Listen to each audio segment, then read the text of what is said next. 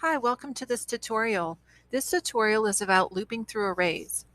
What I have is a string array of words, and I'd like to write a very basic loop to traverse this array and print all the elements. So I start with the traditional loop. I is going to be my loop variable, but it's also going to be my index. So since indexing starts at 0, it also starts at 0. And I'm going to count upward through the indexes. And so I want to make sure that I go all the way up through the full length of the array. Notice that the length of the array would be too large, so we don't want to reach that as an index. Instead, as long as I is less than the length, we know that we have a good index. Here's a print statement, and I'm going to access an element using the square bracket notation, and I is my index. So let's go ahead and run this and see what we get.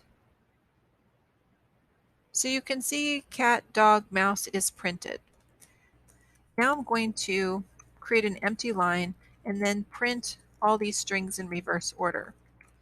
So I'm going to write a loop, but this time I is going to start at the highest index value, which is length -1. Then as I goes downward, we want to make sure that all of I is greater than or equal to 0, and we're going to decrement I. Now we're going to print out each element using I as our index. Let's see how we did. We have all the elements printing in reverse order: mouse, dog, cat. I wanted to show you an alternative way to reverse the order of an array as you print it. This one uses I where it starts at 0 and goes up to the highest element.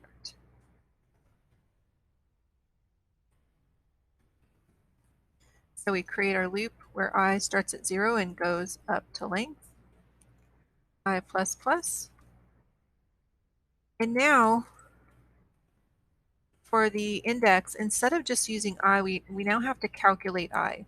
So we're going to use the highest index, which is words.length -1, and then we're going to subtract the loop variable. I'm going to print a blank line between these so that we're very clear on what our output is. So as we run this, we should see this one print in reverse order as well. The reason why I show you both is because you probably see both in code at some point and you need to be able to recognize it. Sometimes this can be confusing and students that haven't seen that before might not recognize that as a series that goes from the highest index to the lowest index. In this example, we're going to use an integer array and we're going to write a couple of loops. In the first one, we're going to print every other value.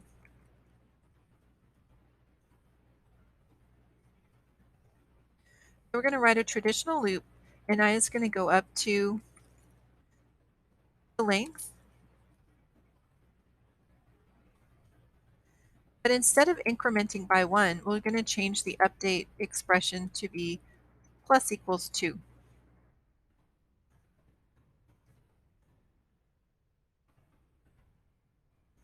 So let's print this out. So we should see all of the even indexed values being printed. Now, if we were to start at 1 instead of 0, we would get different alternating values. In this case, we would get all of the odd indexed values of 2 and 4. Now I'm going to write a different loop. In this loop, I'm going to write a loop where we only print the very first half of the array. I'm going to create an empty line just to give us some separation. So it starts the same since we're going to start at index 0, and then we will go up to only halfway through. So we can take the length and divide by 2.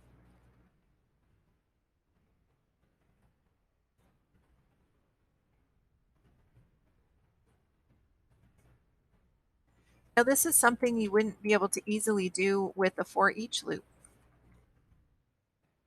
because you need to be able to control the indexes that you visit.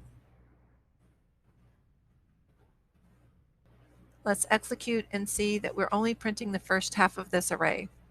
Now this is an even valued array. This has 4 values in it. But what if we had 5 values in it? You can see it only prints the first 2. So if you wanted to print where the larger half is the first half, you would have to add one more on the end.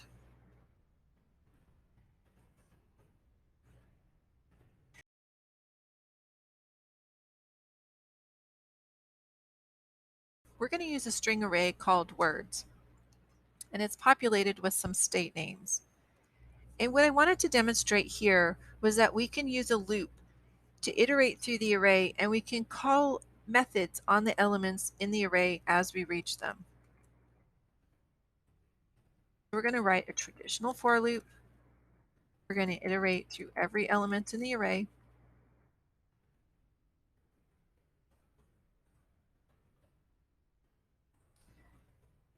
Let me grab an element, and when I hit the dot operator, you can see that all of these string methods are available for me to use.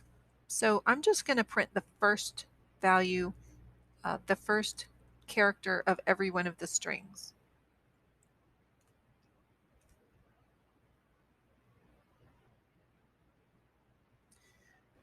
So you can see how easy it is to call a method using an element in an array of objects.